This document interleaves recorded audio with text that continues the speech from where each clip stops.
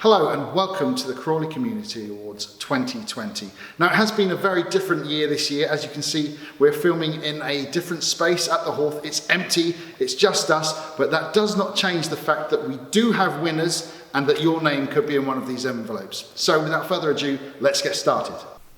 The next award category is Environment, and the winner is Thomas Simpson. Tom is volunteering coordinator for the Gatwick Greenpeace Partnership, which works with the Sussex Wildlife Trust.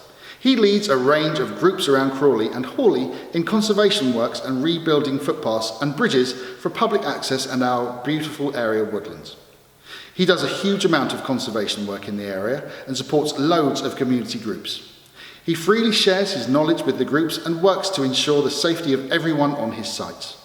He was nominated by Linda Mortimer, who said, "Tom is an amazing human being and deserves to be recognised for using his skills and his passion for the betterment of his community." Congratulations, Tom.